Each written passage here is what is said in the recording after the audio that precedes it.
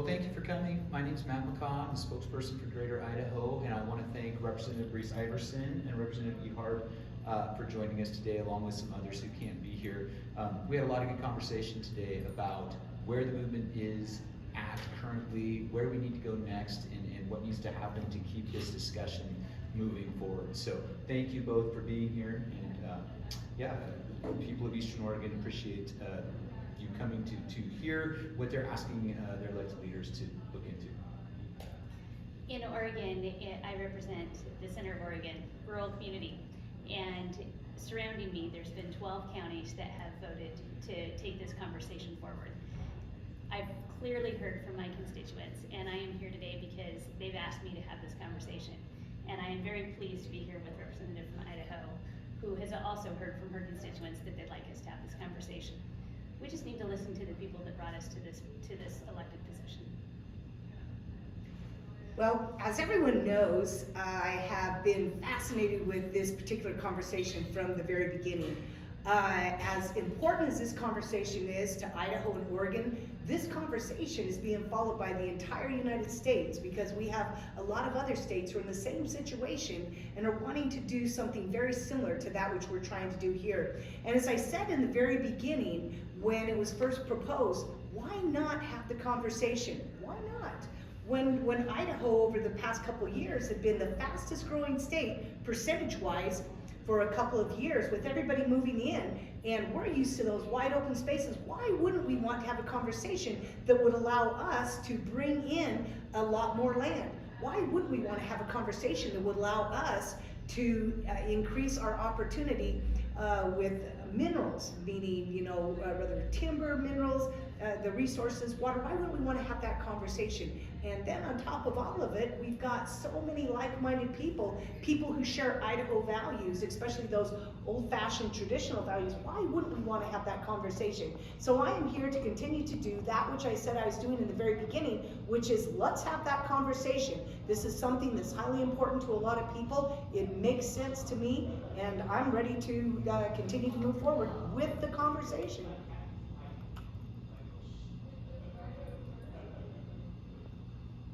Questions?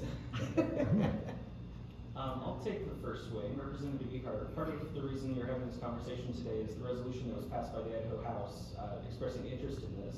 However, at the time it didn't make it through the Senate, the other half of the legislative branch. Have you had any conversations with the senators in our state about whether they'd be willing to take this up next year? I seldom say this, that actually is, though, a really good question. So, as we know, we passed it on the House side, and there has been a ton of interest from our senators. Now, because we had just had redistricting and quite a few new people elected both to the House, we turned over 30 people, and to the Senate, I think that's where a lot of it got stalled. We had new people, we had to have new conversations, but part of the conversations that we had with the Senate included, listen, we know that we and us, and certainly Representative Judy Boyle and I in Greater Idaho, we've done a lot.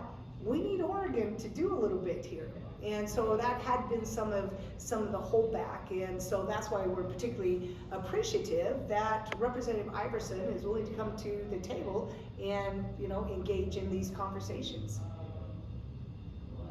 I guess this will be for Mr. McCaw. You said, you all discussed where the movement's at now and what are the next steps. Where is the movement now, and what are those next steps? Yeah, so we've passed measures in 12 counties in Eastern Oregon, and the voters in those 12 counties have said, we want our elected leaders to look into moving the border, moving the state line, because we see this as a solution that makes sense, a long-term solution to this long-standing urban-rural divide that we've had in Oregon, and having government coming from the west side of the state that doesn't match the values and the culture of the people in the east side of the state. So we've had 12 counties vote on it and pass and say, we want our elected leaders to look forward or move forward with this. So this is moving forward with that. The next step for our movement is to get to the legislative level. Last year we were able to get, thanks to Representative Ehardt, Representative Boyle, introducing a memorial in the Idaho House. With the Idaho House passed a memorial saying, we are ready to have this conversation with the state of Oregon. We attempted to do the same thing in the state of Oregon, and it did not go anywhere in the legislature last year, but that's where we're at now. The way you move a line, a state line, or move a border, is to have two state legislatures come together and say where the border is doesn't make sense. We could move it, and we both agree that moving it to here would be better for both states. So we need our state legislators involved, and again, that's why we're so appreciative of having state legislators that are willing to hear what the people are asking them to do, and to advocate and to have that conversation. And Matt, correct me if I'm wrong, but I think these initiatives at the local level are basically just saying we want our county commissioners to look into this, right? Yeah, so Can you just talk about what have the local leaders talked about so far, if there have been any conversations about it? yeah, so that's kind of a complicated question, but you've got the gist of it. We have gone directly to voters, and the way it works in the state of Oregon is that you can go directly to voters with a petition. If you get enough people to sign it and go to the ballot and it passes. But each county gets to have a say, each county clerk gets to have a say in what the language of that looks like exactly. So the 12 measures that have passed in Eastern Oregon are all worded slightly differently. It's not the exact same thing that's been passed in each county. But the gist of each one of them is we want our elected leaders to meet, to have this conversation and move this idea forward. So to that end, we've been having in some counties for the last 2.5 years, their county commissioners have been meeting 2 to 3 times a year and talking about, the benefits of moving the state line, specific things that would matter to that county, because that's part of the reason we went county by county was to give counties a say in what's important to them, because what's important to Wallowa County is going to be different than what's important to Malheur County or Crook County or any other county. So those are the conversations that have been happening at the county level, and again, the next step in this process, the way you move a state border, is to get the two state legislatures talking. That's the step we're taking now. And why has that stalled so far at the legislative level? Well, it hasn't stalled on the Idaho side. So we made a lot of progress last year in the Idaho House. The memorial was passed in the House. There was a lot of support in the Senate, as Representative Ehardt was saying. We kind of got word that if Oregon wasn't going to be moving this forward, there was no reason for the Idaho Senate to move forward with it also. So it kind of stalled out, but it had a lot of support. The state of Idaho legislature sees the value in having this conversation, we believe, and they've voiced that by passing that memorial. Why is it stalled out on the Oregon side and not gotten any traction on the Oregon side? That's a good question. The majority has not been willing to move our bill forward into committee, move our bill, give us a hearing, and that would really be a question for Senate President Wagner in Oregon as to why the memorial that was introduced on the Oregon side didn't go anywhere. Representative Iverson, to piggyback on that, have you heard from your fellow legislators who have expressed actual support or genuine interest in moving that forward? Thank you. I have talked to many of my colleagues about this issue. It's obviously one that hits the headlines often, and it's a big conversation, and nobody actually knows what it actually means for our state, how it breaks down and what it looks like. So that's part of why we're here. That's part of why I'm at this table and having this conversation, because we do need to start having a conversation from voters forward. The voters, as Matt has said, the voters in 12 of those counties have expressed interest in having the conversation. So what does the next conversation look like? And that's what we need to start doing. I think as those issues come forward, the conversation gets more traction at the state level. Is there an interstate precedence for these kinds of governmental transitions? Yeah, there certainly is. There are essentially 3 ways that you can adjust geography, and you can either add and create another state, which certainly isn't going to happen. Last year, the Democrats in DC and Puerto Rico, you can secede from the Union, and we know what happened the last time states tried to secede from the Union. Or you can move borders. Borders have moved throughout the history of the United States, actually more times than not. Now, usually the borders will follow a geographic line, maybe a river or something like that. But borders actually, look at Virginia, West Virginia. There's been a lot of reasons for borders to move. So borders can move. Now, this is unique in our time period. It would be a little bit larger move. but borders can move. So, but again, it is exactly what's been laid out. It needs to, I think the biggest hurdle is actually the two states and what they decide to do, meaning Idaho and Oregon. I believe if Idaho and Oregon, or maybe I should say when Idaho and Oregon come to the conclusion that this is the right thing to do, Congress, in my opinion, will approve that rather quickly. I don't think that's the bigger lift. Maybe quickly isn't the right answer, but that's not the bigger lift. The bigger lift is right here. Question for the two representatives. What were the biggest takeaways from your conversations today? Now that you're actually talking, what did you guys talk about? I'll start. What we started the conversation with was, where are we? It's the same thing you guys asked Matt when we started this conversation. So we started with, where are we today? What conversations have occurred? Where are we with what's happened in Oregon, and where are we with what's happened in Idaho? And where are the places where those conversations have overlapped? Where's the next conversation need to take place? And again, to the point of what the 12 counties in Oregon have talked about, or the voters have expressed in those 12 counties that have put it on the ballot, is they'd like us to talk about it. They'd like the conversations to happen. And this is the first conversation in that step between the two states. Yes, and kind of from a different perspective, it's interesting that we're talking about a group of people in Oregon who want to come to Idaho, and yet really it's been Idaho that in many respects has carried the bigger lift. And I think that's because so many of us in Idaho, many of us, I mean, especially before this last legislative session where we had such a change where some of our colleagues decided not to run, we're wholly on board.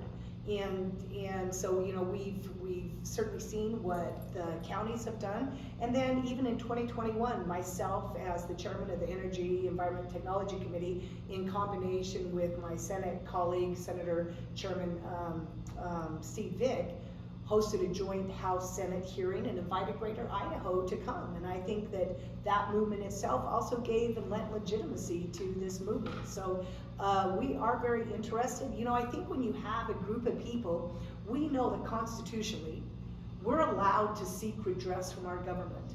And when a group of people seeks redress from their government and they get nowhere, when they're not listened to, you see that's the difference between democracy. Sometimes I wonder if Oregon realizes that in using the word democracy, it's exhibiting a failure of democracy. That's why a republic is so key. In a republic, those in the minority are still taken care of. And so as they've sought redress from their legislature and they haven't received it, I think that they have every right when they're looking to protect their constitutional rights. They have every right to seek redress from someone else, and that happened to be the state of Idaho, and we happened to listen. And I know that Representative Boyle has family and friends that live in Oregon, and me, it just constitutionally made sense. And so I'm happy to be here, and again, see where very appreciative of the conversation, but let's see where the conversation goes. Representative Ehardt, Idaho Falls is about 5 hours from the Oregon border. Are you hearing from your constituents that they're interested in this?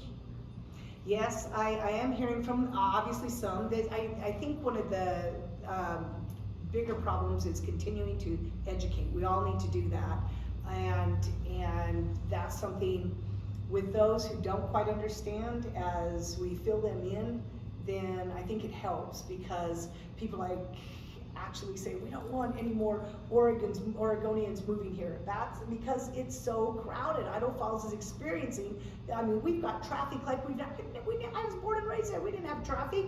Now we're inundated with traffic. And so we're trying to explain to them, this is how we keep them from moving here.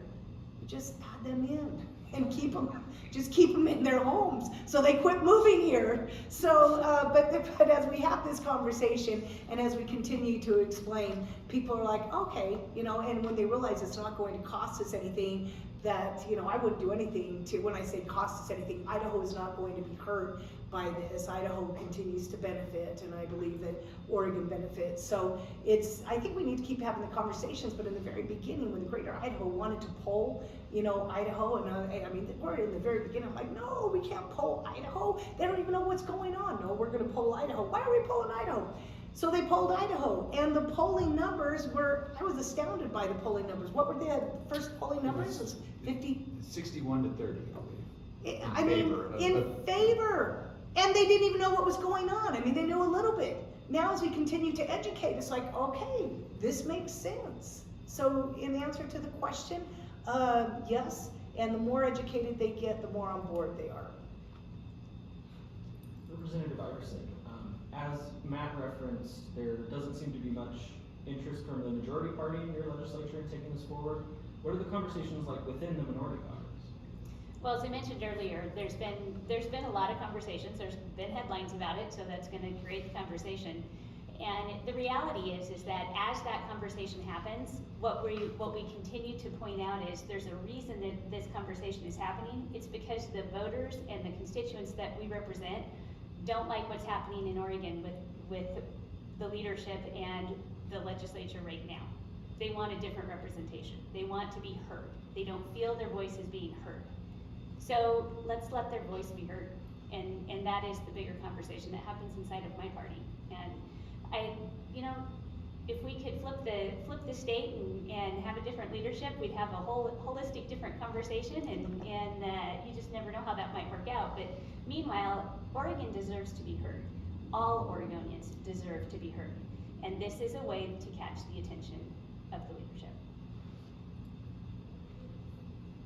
The region recently had to deal with the closure of its birth center here, but it certainly would seem as if it could be an issue exacerbated by changing hands to Idaho, which has had several of its own larger birth centers closing from a combination of new laws and declining staff.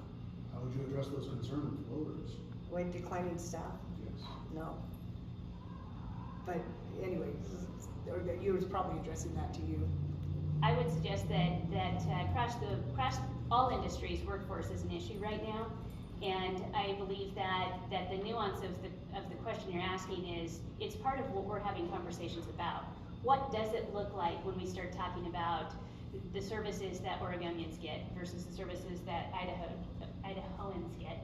Is that the right way to say this? We are Idahoans. So it's part of the conversation. And do I have answers for you right now? I don't have answers for you. That's why we're sitting at this table.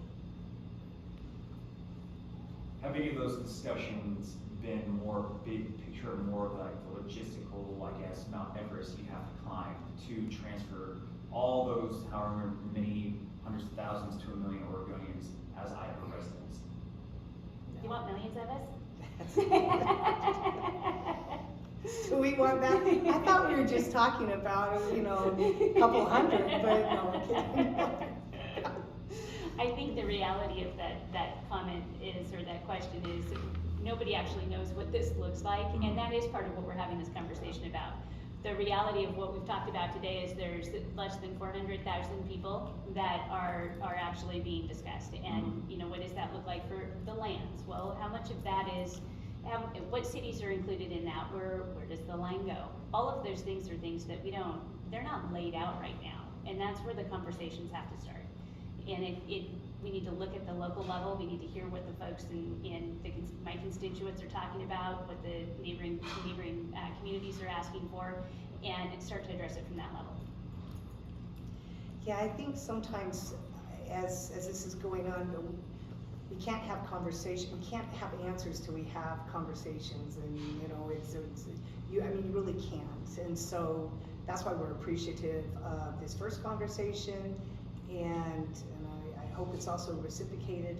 And we've got a couple of assignments, and some of that really is with the counties to kind of lay things out.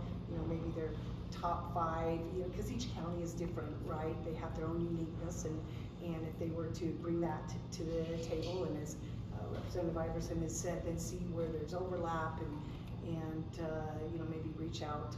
I'm sure she's going to have a ton of questions from her fellow legislators on how did it go. We heard those Idaho representatives were like, and she's going, oh, they're just great. So, it was a great first start. Everything has to go line upon line, precept upon precept, and so this was another one of those great first starts. As you can see, I'm highly optimistic. I mean, again, why wouldn't we want to have the conversation? At least, why wouldn't we want to at least just have that conversation? If the conversation doesn't happen, the subject gets bigger, the gap gets bigger. So we have to start that conversation, and that's how we truly represent our constituents. Let me phrase this right. Is the reason you feel the need to have this conversation with Idaho because there's not a conversation happening in Oregon? No. The reason that I'm having this conversation is because my constituents asked me to.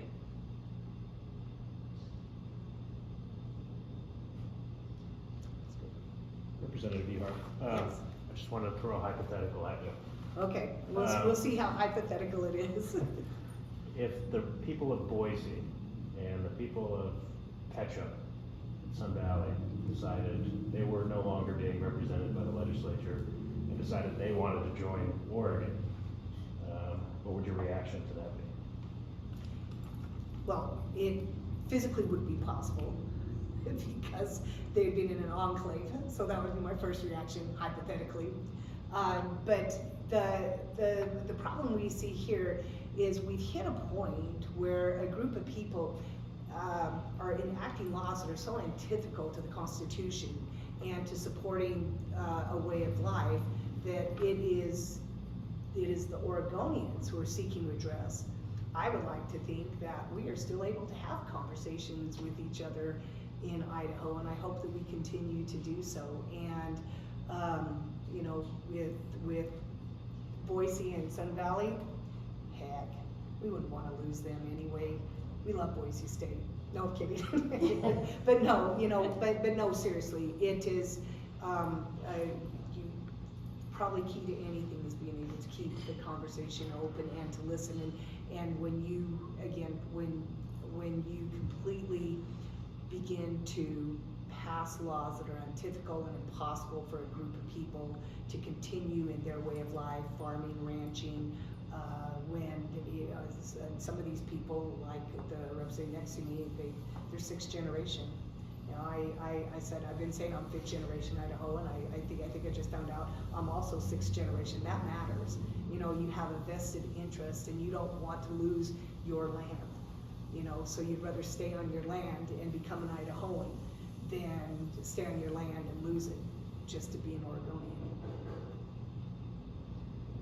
Kind of piggybacking off of that one, there is oftentimes a perception of Boise being somewhat of a blue bubble within Idaho.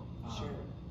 But the greater Ada County area has fully a quarter of the state's population. Its county commission is 2 Republicans to 1 Democrat. Is this a partisan divide, or is this a divide between, let's say, city folk and country folk that you're trying to address? You asking both, either? Well, let's start with the Yes. Oregon side. I was going to say, I don't know much about your county, so or commissioner, so I'm going to stay away from that one. Sure. I don't think this is as much of a partisan conversation, as much of a let's listen to the people on the land conversation. So the voters, and the voters are the ones that have asked us to have this conversation. Now, do the voters look different in different communities? Yeah, but I would argue that there's probably voters on the west side of the state that would like us to have this conversation also. And I think it's interesting that it seems like this is just benefiting the Eastern Oregon folks, and I would challenge everyone to look at it differently and look at what it might do to benefit Western Oregon as well. And I think that's part of what we're having that conversation about. Can you talk a little more about that? Those benefits for East. for After Western Oregon? conversation number 2, maybe.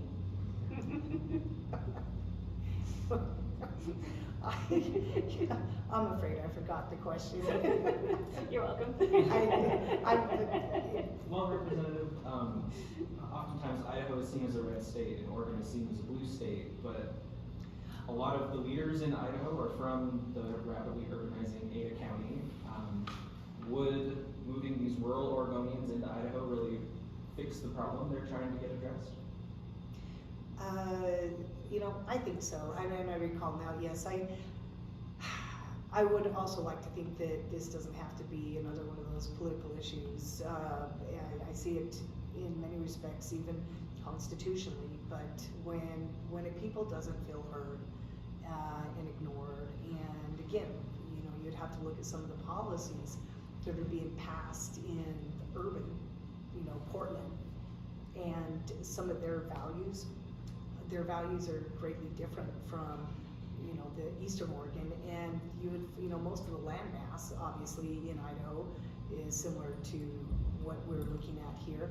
Yes, we do have the highly populated Ada County, but Ada County, I don't think wants to, nor should they dictate the rest of Idaho. We know what our Idaho values have been. We know what our heritage is. You know, it's you know, hey, we don't need the government to tell us what to do. We can figure this out. We can do it friend by friend, neighbor by neighbor. You know, put on your boots, pull up the straps, and let's help each other. You know, the funny thing is, even in saying that, I've been watching through the harvest and talking to my friends. They'll finish their harvest and their neighbor John isn't done. They've had some problems, and they all go over with their tractors, their own gas, their own time, and they're harvesting their land, you know, all through the night without stopping. You know, I mean, that's what we do in Idaho. Do you do that in Oregon? I was just saying, Is that what you we do in talk Oregon? about all the time. That's what we want. That's community. That's who we small are. town. That's who we are. community, helping community. Yeah. Partnerships within Yeah. the own communities. And you're right, government doesn't always have to lead the way. They don't have to lead, they shouldn't lead the way. It's about the people. Yes. That is a good question.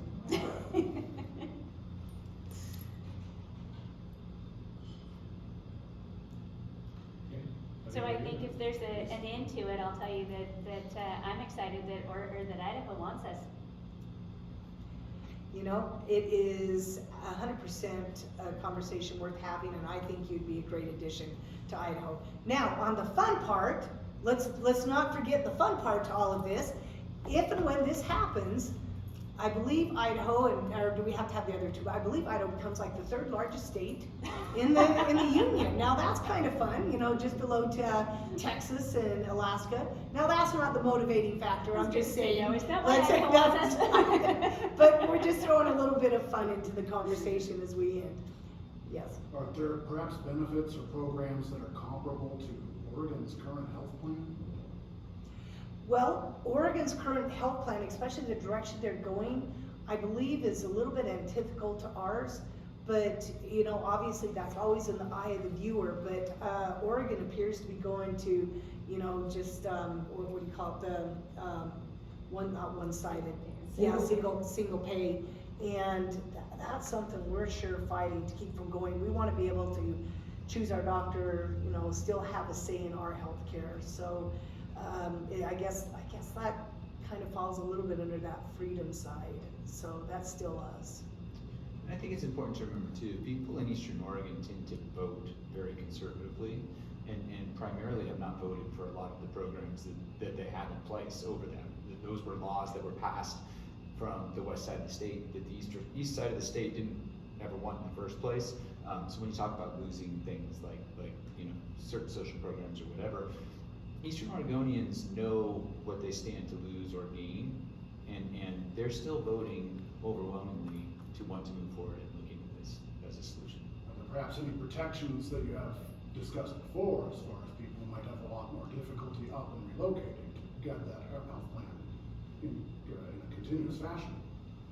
Has there been any discussion of that with your group? That might be these guys, with us, not yet, obviously. That's still, I think those are things that still yet have to be discussed. I think that's part of what we're talking about is further conversation. Yeah, 100%. Good questions, and I think it's actually one of the main points the representative had made. But you see, in saying that, those are also things why we needed Oregon, you know, to come and share. What are your thoughts? We can't answer those things for them, so, but county commissioners can help with that. If the county commissioners are, you know, a big part of the voice of the people and you know, her voice with the people, then they can share that and start bringing some of those points to the table, and then maybe we can address them. If and when there is a next meeting, Representative Iverson, do you hope and do you expect more of your colleagues in the legislature to attend?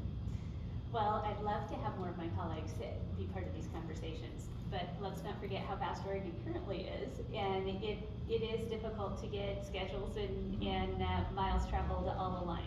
So I very much appreciate everybody's time and what it takes to get to the table. I think think that It's a long drive. it's a long drive, beautiful drive, but a long drive. So I think it's, you know, I would love to have more colleagues at the table, but I'm not afraid to have the conversation, to get this conversation started, and to then have further conversations with my colleagues along the way. I think there's a lot more that needs to be done before the next conversation that happens, the next at the table meeting, but I think we started that process today, and that was the important piece.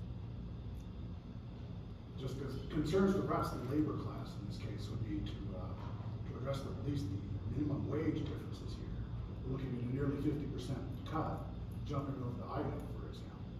What kind of discussions have you had on that? Yeah, so that's an interesting, share with me, for example, what is the minimum wage in Oregon? It's about $13.25. And then what is the minimum wage in Idaho? Probably about 7 something. Do you think anyone in Idaho is making that minimum wage right now? As if they're working for that minimum wage? Correct. I would believe so. No one. I should say, I'm sure there's some kid somewhere. Is there something you would like to cite for that? Well, yeah, just the fact that those employers can't find employees, and so they've all been forced to up the wages. You can't get a job at McDonald's for $8, $9. McDonald's is paying like $13.